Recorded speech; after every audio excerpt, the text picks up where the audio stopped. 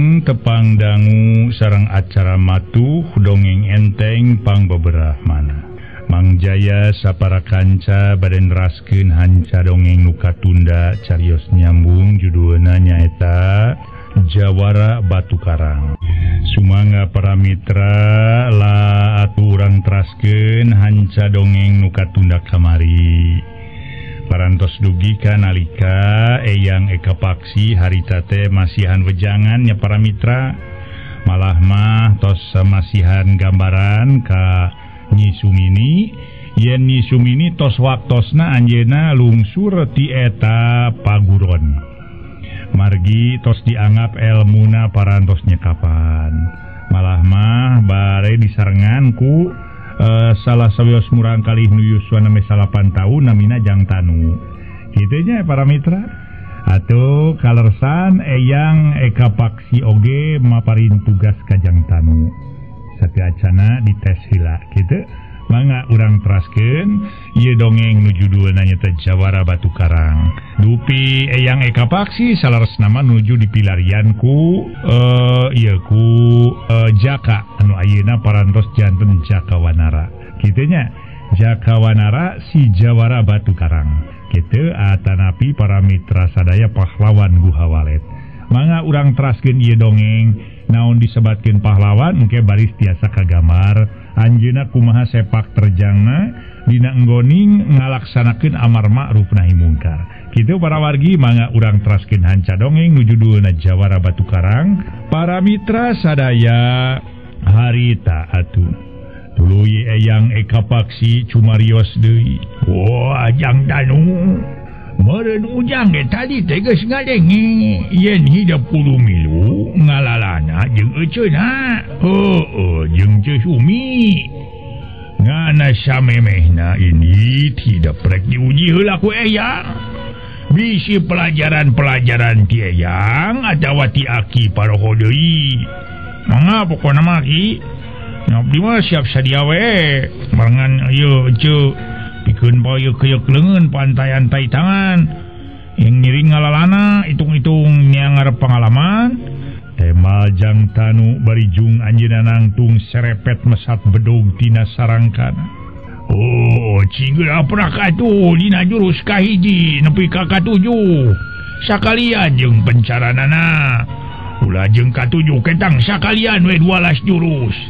Tah jurus 12 teh mudah-mudahan namun geus kacangkem ku hidup bisa keukeun ngabela diri. Paling saeutik lamun aya tempat keur lumpat mending keneh lumpat ngahindarkeun diri. Ngan lamun geus diserang ku musuh disadekeun ku musuh lumpat teu meunang lumpat, ampun teu meunang ampun kakara didinya urang hoja. Kitu ceuk guruna nu katelah aki eka paksi. Atuh para mitra sadaya Jang Tanu mangut kecilig pasang kuda-kuda kekernaker.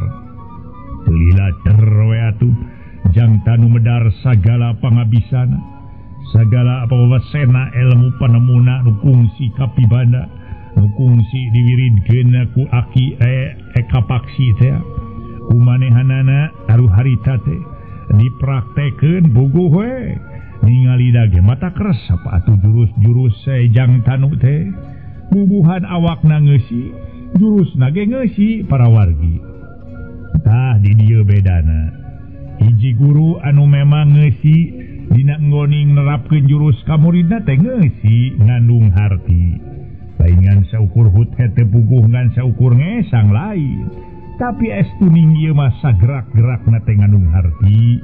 Mun dipencarkeun teh aya pihartieunana.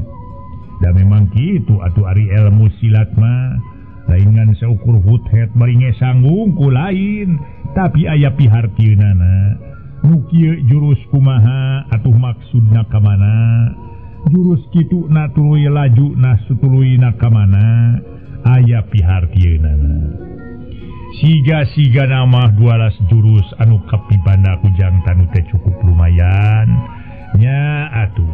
Lamun seug kadesak-desak teuing mah sahanteuna atuh. Jurus-jurusna bisa dikaluarkeun. Da barang dites ku eka paks ku eyang eka paksi. Bener-bener Jang Tanu teh dina kaprigeulana lumayan. lumayan sok sanajan umur nakakara 8 tahun tapi daya refleksina luar biasa. Atuh para mitra sadaya manehanana sakilat bisa ngalugat legotkeun gerakanana lamun diserang ti belah mana gancang manehanana bisa ngalegot atuh pon kitu deui di mana nyerang musuh rada pinter oge. Sok sanajan ilmu nejang tanu can ditamahan ku ilmu batin can kataekan umur budak sakitu mah can waktuna nampak ilmu-ilmu anu aya patula patalia jeung ilmu batin. Tapi keur ilmu dina widang silat manya sakitu mah pantes we ukuran budak umur 8 tahun bisa ngahindarkeun diri tina serangan anu lumayan raosa oge.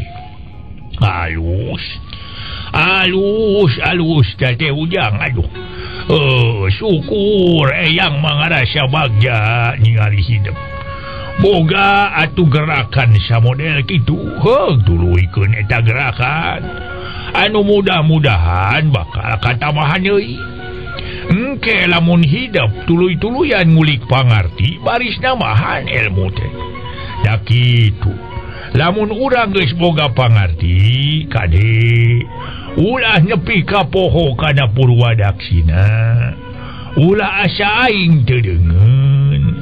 Asa aing cenah aku yakidul agul ku payung butut boga ilmu sakitu ge. Jeung deui ngarasa boga guru agul ku payung butut kade ulah nyepi ka kitu Ujang. Jadi hidup sing bener-bener dina ngoning meraktekeun eta ilmu ulah dipake sagawaya. Lantaran ilmu silat ieu lamun ku urang dipibana sarua we jeung urang boga bedog. Bedog lamun ku urang diasah atuh beuki seukeut. Ilmu silat lamun ku urang digunakeun beuki hebat. Ngan eta bedog lamun digunakeunana dipake meulahan sulu aya manfaatna. Tapi lamun digunakeunana dipake ngaroga hala jalma papada manusia eta akibatna beda deui. Kade Ujang sing kahartinya cukup sakitu ge, cukup sakitu ge Ujang. Pokona mah yang danu ilmu sakitu ge cukup. Keur samentara mah pek ayeuna mah geura heureuh heula. Engke beberes pikeun bawaeun hidup jeung ceuceuna. Ceuk Sumini lantaran rek niang ngalalana. Pek bawa nu kira-kira pantes ulah loba teuing jeung deui ulah sampore teuing. Ulah bawaan saloba-lobana nu pantes we nu kira-kira saringset dina ngoni ngalalana mah. Atuh suada hareun-hareun kitu nya sakapasampeurna we. Atuh manggih we warung ieu dahar urang teh tapi kade kudu meuli jadi nu kudu dibawa teh duitna. Atuh pon kitu deui lamun cenah urang teu manggih bebeutian atuh pupucukan bong borosan ge bisa didahar. Alam urang mah sakieu legana. Tah, sakieu legana apa anu urang ge di dieu. Di ieu tempat urang atuh cenah eueuh sangu lantaran parehumana teu jadi. Lantaran garing loba teuing halodok. Aya keneh sampeu, aya keneh bolen, aya keneh talus. Talus mah jadi wae Ujang. Urang teh pan bisa atuh nyanyangkeun hirup urang teh ku salilana ngadaharan sangu. Nu macak urang mah geus dilatih jadi aki ge atawa eyang. Teu salempang teu sumereang atuh ngebralkeun hidup duaan rek ngalalana. Sok ayeuna mah geura eta ngaso heula ngaso. Geus kitu mah para mitra atuh leos we harita teh eyang ekapaksi oge angkat nuju ka kasirah cai walungan teh anjeunna ge baris mandi. Tekung silila para wargi sadaya harita teh aya para wargi nyaeta anu datang bari ngajingjing dua barang pakarang pusaka. Lila para wargi nyaeta anu datang teh liwati eyang epak kawe kapak sabada ti sirah cai teh geuninganan para mitra bawa barang pusaka nu ngahiji para wargi sadaya atuh cenah anu disebut parang cekleun nyisumi nu hiji deui atuh cenah disebut nyaeta hiji senjata nu mangrupa peso cekleun jangtanu sarta harita keneh dipasrahkeun ka dua anak muridna. Naon sababna atuh harita eyang eka paksi mawana ti sirah cai lantaran nunda eta pakarang teh di dinya nu hiji mangrupa parang nu hiji mangrupa peso balati. Memang duanana ge senjata nu ampuh pikeun maranehanana. Parang leutik para wargi henteu gede tapi leutik, tapi sok sanajan leutik eta mah cenah para wargi sok sanajan diadukeun jeung bedoge moal nepi ka rompal kalah ka bedog anu bakar rompal. Para wargi sadaya rengse atuh anjeunna nu duaan teh nyatana nyisumi sareng jangtanu tatan-tatan. Nah harita teh nyiapkeun sing sakur anu rek dibawa malah kocapkeun para wargi sadaya isukna. Isuk-isuk manehanana geus mendeko payuneun eyang eka paksi. Harita keneh para wargi sadaya mimitina nyisumi nu cumarita. Aki, ai sono nama abdi teh liar biasa hoyong teras di dieu. Namung da saur Aki abdi kedah ngalalana nya abdi teh. Tangtos we bade ngalaksanakeun sakumaha pamunut Aki. Mugi atuh abdi nedapi duana bae, mugi aya dina salamina panangtayungan anu maha kawasa. Abdi sereng jangtanu tangtos baris ngalalana anu sok sanaos kitu. Sawaktos-waktos ge abdi baris mampir ka dieu. Syukur geulis. Syukur ujang geulis. Duaan hidup rek ngalalana pek silih tulungan di perjalanan. Atuh hidup tanu kudu bener-bener ngaku lanceuk ka euceuna ka Sumi. Nya kitu ieu Nyai Sumi. Hidup ge kudu ngaku adi ka jangtanu. Tak kitu. Ieu hal teh nu dimaksud sangkan hidup duaan bisa silih tulungan pikeun paheuyeuk-heuyeuk leungeun paantai-antai tangan dina ngoning meunang musibah. Lantaran ku Aki ge geus kagamar ai kangaranan ngalalana masok loba musibahna. Musibah anu nyata bakal karanapan ku diri urang. Namun sok sanajan kitu kade ulah nepi ka ngarasa rendah diri alasa leutik hate lantaran anu maha kawasa mere bangbaluh atawa musibah ka diri urang teh. Hartina mah meunang ngukur moal mere musibah nu teu kadadakan uga ku diri urang. Tinang tu aya jalana pikeun mecahkeunana. Ngan soal mecahkeun eta ngarupakeun hiji ujian pikeun hidup. Pek Aki dianung doa mudah-mudahan hidup salilana aya dina panangtayungan anu maha kawasa, aya dina kasalametan bari nambahan ilmu pangaweruh di mana ilmu geus kapibana geura praktekeun dina ngoning nulung kanu butuh nalang kanu susah.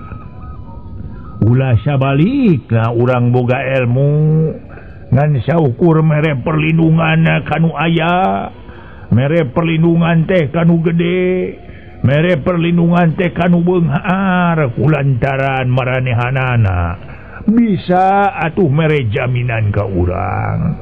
Kade ulah nepi ka kitu Nyai. Ai usaha mah kudu nyiar tarekah mah nyiar penghasilan kudu da urang manusia gumelar di alam dunya teh diwajibkeun bikeun usaha ngan kade ulah dipake saperti nu tadiku Aki disebutkeun boga ilmu teh geura praktekeun pikeun nulung kanu butuh, pikeun nalang kanu susah, pikeun nganteur kanu keung, pikeun ngoboran kanu kanu poekeun. Tah kitu Nyai. Sok ayeuna marek iraha Nyai mangka teh. Upami kawidian ku aki mah bade ayeuna we ki bari sakentenan pamitan atuh mugi-mugi aki sadikantuna ku abdi aya dina kawilujengan. Amin amin. Bral Nyai, bral Nyai. Tapi samemehna ku aki rek dibere heula nasihat nu kasida pentingna nu aya patula patali jeung senjata nu dititipkeun dea ka Nyai jeung kasih ujang. Rak ayeuna mageura Dariuk didinya. Itu magek Dariuk dina bangku kosong tuluy manehanana. Atuh para mitra sadaya bakal ngadedengekeun naon anu bakal dipedar nyaeta ku aki Ekapaki ngeunaan senjata nu aya patula patali jeung senjata nu dibikeun ka maranehanana.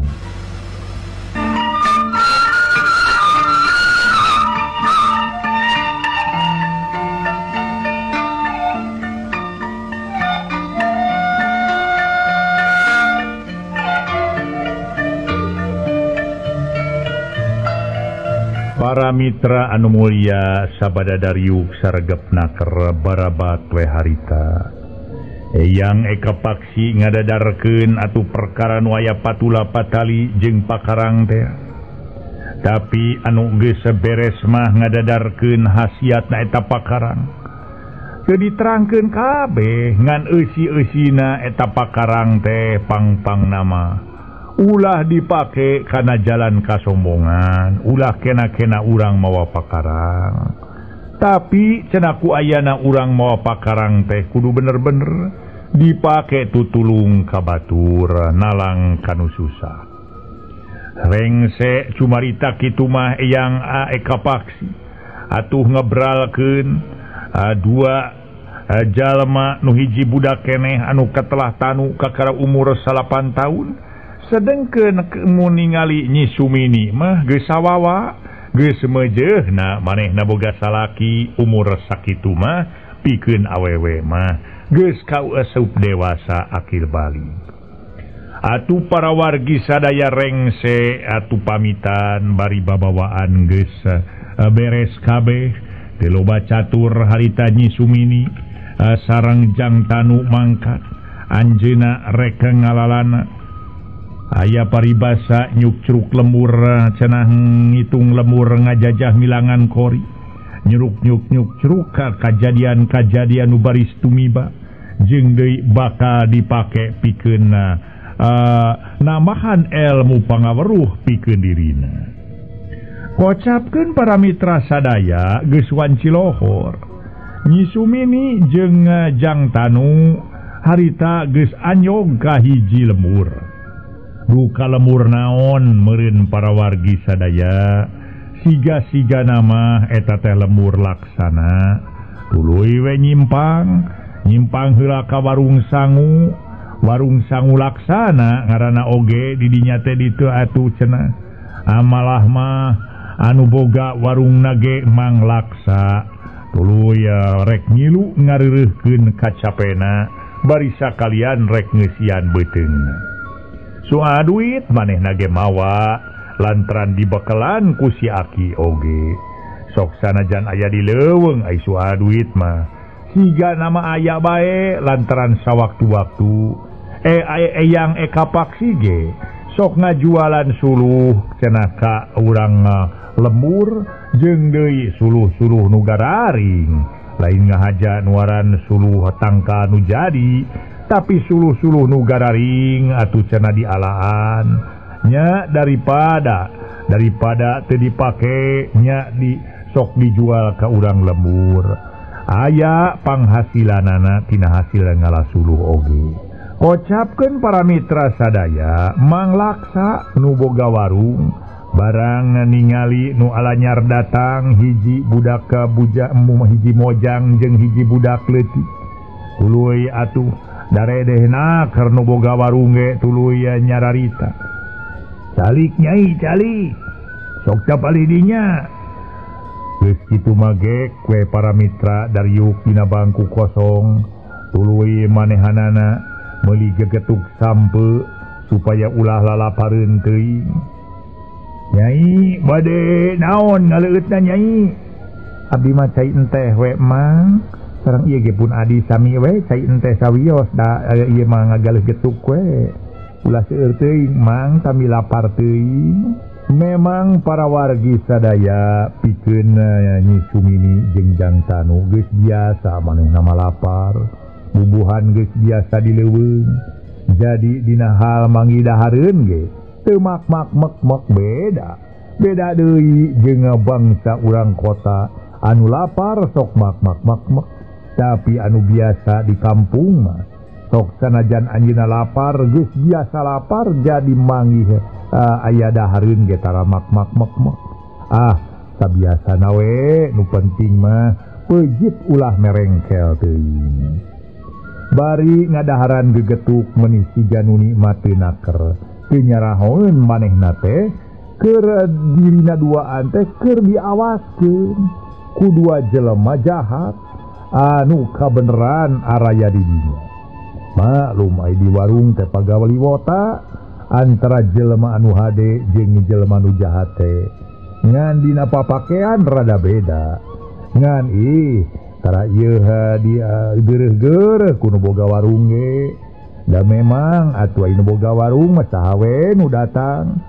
sugan cenah jelema ieu mah teu meunang asup teu bisa lantaran lamun wani kitu wah nyawa jiga nama tarohanana harita para mitra nu jahat teh duaan meuni pating pundeleng ningali pang-pang namah ka Nyi Sumini sedengkeun pangawakan Nyi Sumini keur memeujeuhna jadi atuh para mitra mojang keur mimijihna keur memeujeuhna cenah para mitra mekar awakna puguh we matak pikaresepeun nu nempo komo deui nu jahat harita teh para wargi meuni geus kumerot bari jeung ti corona lok-lokan ningali kaayaan Nyi Sumini para mitra sadaya nu sami-sami ngabandungan ge dongeng sakumaha nu kauninga yen harita Sumini jeung Tanu anu keur ngadaharan gegetuk teh para wargi sadaya keur diincer-incer ku dua urang jelema nu jarahat malah mah nu jarahat harita teh tuluy manehanana nyarita bari ngaharewos nu saurang teh teu ku sia euy tuh udah ka awewe nu dar gegetuk euy waduh nyan wah hedun euy teh mah euy hedun euy bari manehanana teh ngaharewos para mitra sia geus puguh ku dewek ge keur diincer-incer kita tadi kemarin nanya lumayan keur urang duaan mah temal baturna para mitra bari ngareret ka baturna anu katelah si Ableh teh harita para mitra kulantaran si Ableh nyaritana rada tarik atuh kadengeun ku Jang Tanu nu tita tadi manehna mah geus boga rasa curiga sabab nempo tina paroman beungeutna tuluy ngaharewos ka Nyi Sumini anu keur ngopi tongoy kene ngopi getuk cuk itu jelema tuh nu ieu nu tongar beungeutna tita tadi teh ngan nempoe jiga nama cuk curiga cuk curiga cek Jang Tanu para mitra teu kebat nyaritana kaburu digebes manten harita ku Nyi Suminar keun bae ujang ulah sok sawan geureuh barina ge bising jadi ribut tema Nyi Sumini para wargi sadaya atuh bari ngahuapkeun gegetuk sampe atkari sapasi deui man tuh da ceu diantep mah keun ku abdi ge lah tadi kadang omongan teh menigari hal kitu geuninganna teu kasebeleun nyan sebel abdi mah ceu harita keneh Tanu tetep para mitra sadaya ngarasa keheul ku ayana harita si Ableh jeung si Tongar make jeung Cumarita malah cup maritana matak pika keheuleun pang-pang nama anu ditujukeun ka nu jadi lanceukna nyaeta Nyi Sumini. Cek antep-antep keun bae antep. Sakahayangna kitu meureun. Aing syukur ngomong wae mah teu naon ieu. Keun bae antep. Nyi Sumini para mitra harita teh molototan adi sapagurona. Kulantaran harita jang tanu ngomong wae atuh ceklek we manehana kabuhulan lahlih cecelegegan para wargi sadaya. Atuh homar kulantaran kabuhulan aku gegetuk teh. Neangan kasempetan tita tadi keneh ayeuna nempo jang tanu kabuhulan sakice para wargi sadaya. Harita keneh atuh si Tongar manggih akal krewek kana gelas belewar dialungkeun meneran pisan kana beungeut jang tanu bari pokna. Tah cai bisi ngaing mah nempo gelas ngalayang kalebah jang tanu. Sumini habak we punuk ke harita teh jang tanu diketi jelok atuh gegetuk teh nu melag dina ti koro jang tanu teh ngagejelok kaluar tepat pisan mapa gelas anu meh nepi kana beungeutna plok pelenyang gelas teh para mitra malik deui nyaeta kasih Tongar teh para wargi meneran pisan kana sungutna anu keur calawak. Harita si Tongar ngajerit bari nungkupana beungeutna sabab gelas teh ngabeletuk pepeus atuh pugue belingna ge harita teh para mitra sadaya nanceb kana panonna. Nempo pamolah si Tongar kitu pikeun si Ableh ge para mitra harita teh surak kabarika apunten si Ableh para mitra sadaya ningali kaayaan kitu puguh reuwas sedengkeun surak mah jang tanu surak kembali emprak bakating kusuka jeung meuni asa kabales ka nyerina. Puas ta ca cocok tak kadinya beling ta karasa tak kana beungeutna keuna geus ableh teh tuluy ta sina darwang ta beungeutna. Nyi Sumi kapaksa seuri tapi bari taki-taki. Harita teh para mitra sadaya heat atuh. Harita teh para wargi sadaya nyaeta si Tongar harita teh jeung si Sapar Malik Ambek. Kurang ajar sia goblok sia. Kontan para wargi sadaya. Anu Tongar teh narajang bari luncat moro ka Nyi Sumini. Ari Nyi Sumini bubuhan jawara atuh para wargi. Sok sanajan manehna awewe tapi teu urusan silat mah geus kacangkem ku dirina. Model tadi ilmu anu itu teh hese. Ilmu anu tadi digunakeun ku Nyi Sumini waktu manehna ngetig punuk ke jang tanu nepi ka kaluar eta para wargi anu disebut getuk lindri teh. Getuk nu kaluar tina sungutna jang tanu ngabelenyeng nepi ka mapag datangna gelas nepi ka kasurungkeun ku gerakan getuk teh balik deui ka nu bogana malah nu bogana sorangan teu bisa newak antukna ngabelentrang kana beungeutna nepi ka ancurna eta gelas pepes dina beungeutna si Ableh. Nya karasa ku si Ableh ge aya getih nu ngaberbei dina beungeutna ngan teu dipake ieu cenah darantaran teu nanceb ngan saeutik nu nanceb mah ngan saukur katodel wungkul untung sakitu ge teu keuna kana matana para wargi sadaya keunana teh ngan kana tarangna. Barang ningali atuh jalma nu ambek pikeun Nyi Sumini manehna tenang.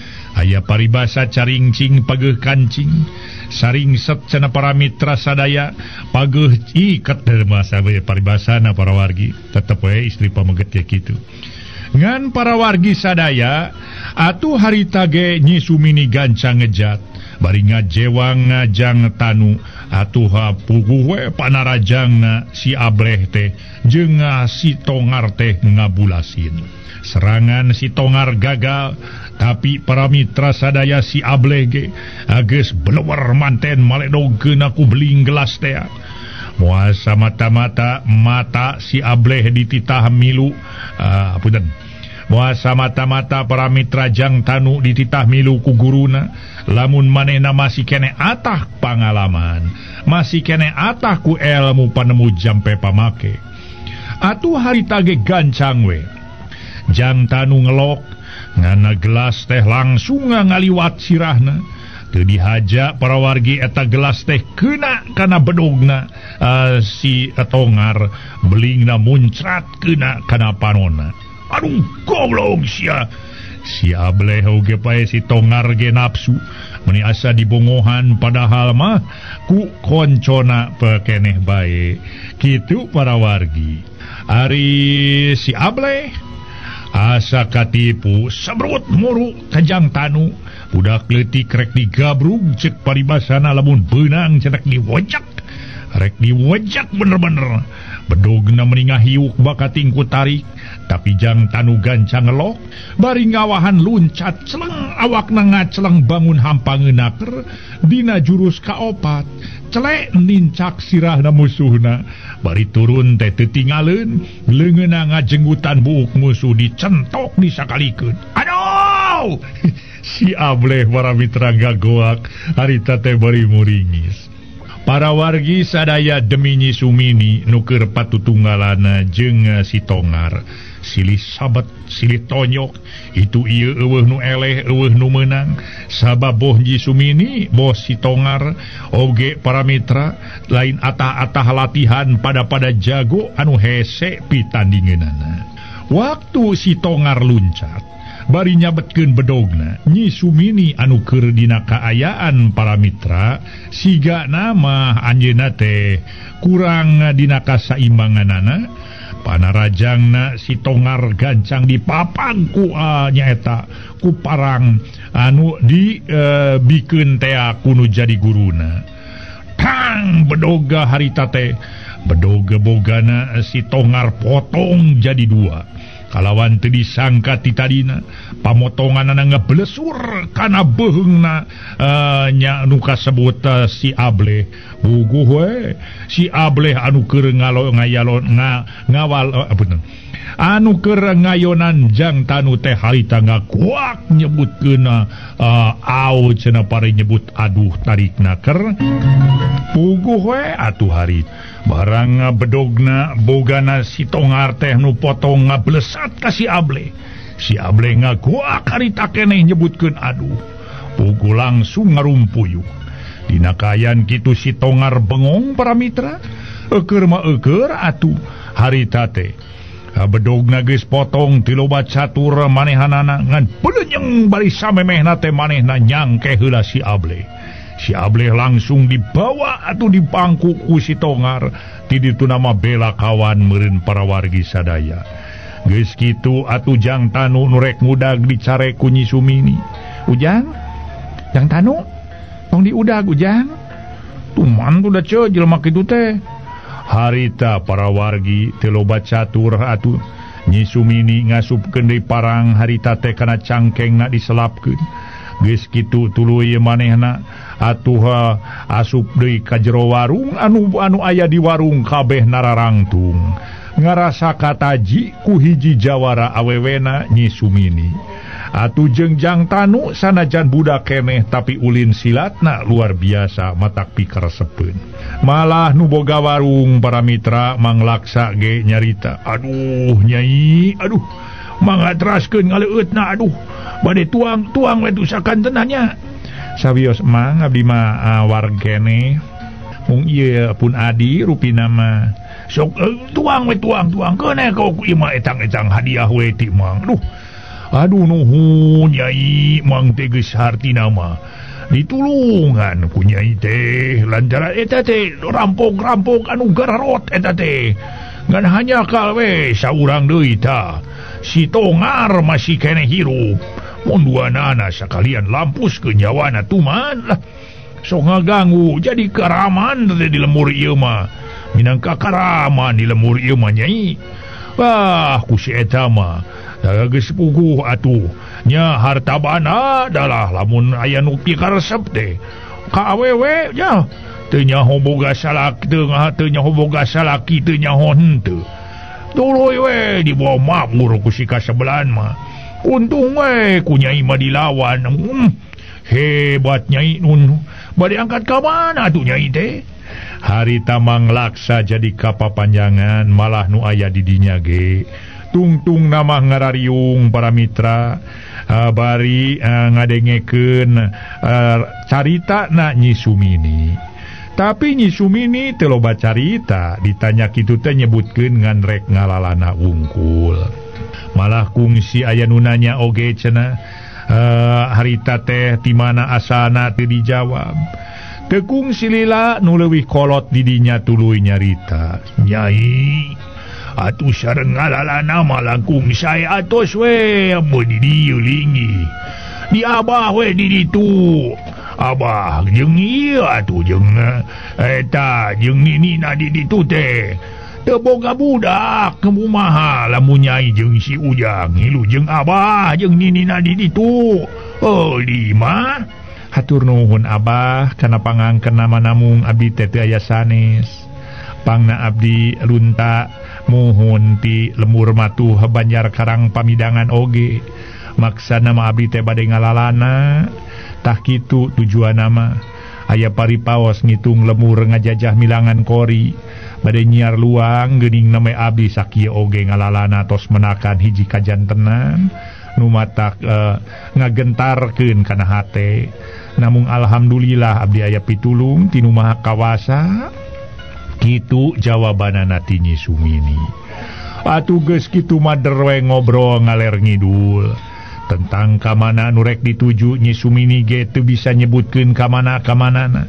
di mana we cenah manehna kapeutingan di dinya ngilu ngarerem tungtungna kulantaran geus rada sore harita teh atuh nu boga warung mere jasa kumaha cenah mun ngarerem di dinya siga nama jasa nu boga warung teh ku Nyi Sumini para wargi sadaya ditarima malah harita Nyi Sumini jeung Jang Tanu dipernahkeun ku nu boga warung di tempat anu rada pantes malah ke tempatna ge di imah nu boga warung lain di warungna kitu diantarana harita teh Nyi Sumini ngarereb para mitra di imahna manglaksa malah atuh tungtung nama jadi tamu we disuguhan segala rupa jeung bari nganuhunkeun nya peuting eta mah Nyi Sumini teh ngarerebna di imahna manglaksa. Para mitra pamiarsa nu sami-sami ngabandungan ieu dongeng tunda carita kaayaan nu keur ngalalana dina ieu cariyos seueur pisan nu keur ngalalana pangpang namanya eta anu keur ngalalakon Iwati Jaka Wanara si Jawara Batu Karang teh anu ayeuna boga ilmu anu kacida luar biasa hebatna sabada manehanana diwarah ku hiji guru anu kalintang hebatna nyaeta anu disebat Aki Wanara malah ayeuna para mitra Jaka Wanara teh ngarupakeun ahli waris ti Nini Girinting anu bakal bisa narima anu disebut Batu Karang teh tongkat Batu Karang nu matak manehanana disebutkeun Jawara Batu Karang atuh aya deui anu keur ngalalana nu sejena di antarana Nyi Sumini oge para mitra atuh Nyi Mimin jeung sajabana urang tunda jeung kumaha kayan sutamangala para wargi mangga urang teuneun heula cariyos eta ayeuna urang caturkeun nyaeta di hiji patempatan. Hieu patempatan nu baris dicaturkeun nyaeta di tempatna di panyingkiran anu aya padepokan panyingkiran teh kaayaan tengah peuting keur memejeuna sepi jempling ditungtung lembur panyingkiran belah kulon kadenge jegugna sora anjing nu manting bareng jeung katempo ngajorelatna hiji jelema make pakaian hideung luluncatan dina suhunan imah.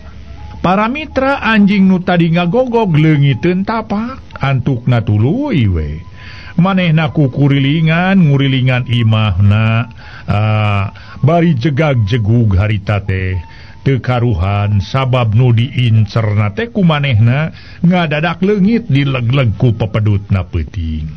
Saha atuh para mitra sadaya anu memang harita teh anu luluncatan duka teh teuing. Sedang nu kapapancenan ngajaga keamanan lembur, harita barang ngadenge jegugna anjing gancang keluar. Ti jero garduhna curiga bising aya bahaya. Tuluy mencar bari tarakitaki manehna maresat bedogna masing-masing. Sabedogna maklum para mitra di unggal lemur oge. Airona mah tuluy jalan tara nepi ka towong unggal peuting oge. Naon sababna kulantaran zaman harita loba pisan garong, loba pisan rampung anu sok ngaganggu kana katentreman masyarakat. Loba karaman-karaman anu ngaganggu katentreman masyarakat, ngarampas harta banda masyarakat, malah teu kurang-kurang kalan-kalan mawa kabur cenah awewe nu ngarora keneh, dibawa kabur ku eta bangsat-bangsat kaleuweung. Di mana geus dibawa kabur geus teu puguh deui laratanana, duka kumaha nasibna. Kitu kaayaanana di eta lemur teh leuwih-leuwih ti zaman jahiliyah meureun para mitra. Mun di negeri Arab mah kitu kaayaanana di eta patempatan. Unggal lembur diayakeun rona bener-bener manehanana ngajaga keamanan, ulah nepi ka kapoosan aya bangsat nu asup ka jero lembur. Sedengkeun para wargi jelema nu make baju sing sarwa hideung teh harita geus tepi ka tempat penjagaan. Sakabeh gerak-gerik rona teh kanyahoan pisan ku manehana mah. Memang hebat eta nu make baju hideung teh. Boga ilmu kacida luhurna, ngaluwihan ilmu tibatan rona nu araya didinya. Jadi dina ngoning tarung ge cigana ngan sagebragan rona anu sakitu teh pasti meureun para wargi mulih ka jati mulang ka asal. Saha eta nu make baju hideung teh duka dugi kadanget ieu teh acan tiasa aya gambaran saha-sahana. Nu make baju hideung terus ngadepong meni rapet jeung wuwung make ilmu hap-hap nangkon para wargi anu dibarengan ku ilmu kalakayan numpang teh supaya awakna hampang. Dina ilmu hampang raga anu sampurna pisan moal aya kenteng nu peupeus sok sanajan ditincak. Lamun ditingali kitu nama nyaan loba jelema nu ngeulik ilmu panemu jampe pamake dina zaman harita. Atuda lamun teu ngabogaan ilmu model kitu sigana teh geus digaleuy manten ku batur. Nu matak para mitra, kabeh jelema nyiar ilmu suhudna keur.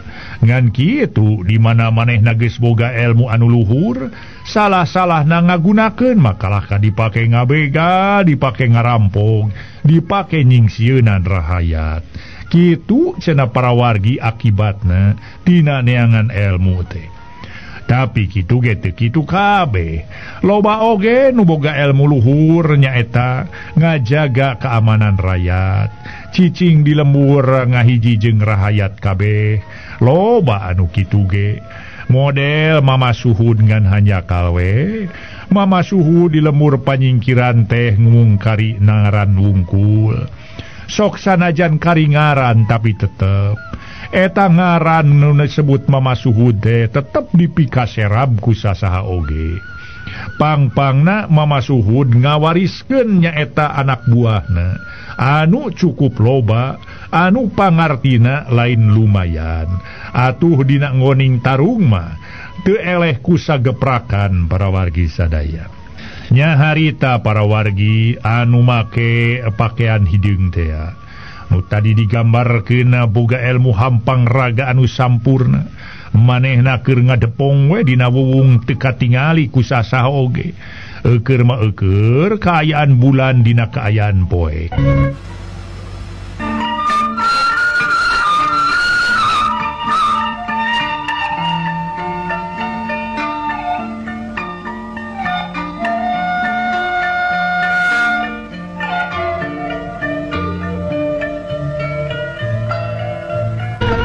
Para mitra sadaya nu sami-sami ngabandungan ieu dongeng. Harita para wargi atuh ronda kaditu ka dieu tinggal beleber.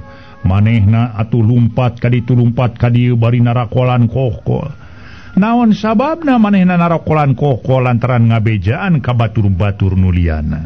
Beuki rame para mitra anu ngarona teh, beuki loba nu kalaluarna, malah mah na eta aya kayakinan yen ronda teh aya jalma nu asup ka lembur. Naon sababna lantaran anjing tadi teh manting wae disada. Moal pati-pati anjing manting disada lamun eueuh jelema nu asup atawa aya garong asup ka jero lembur. Memang bener para mitra nu make baju hideung teh keur nangkod we harita teh dina wuwung hiji imah.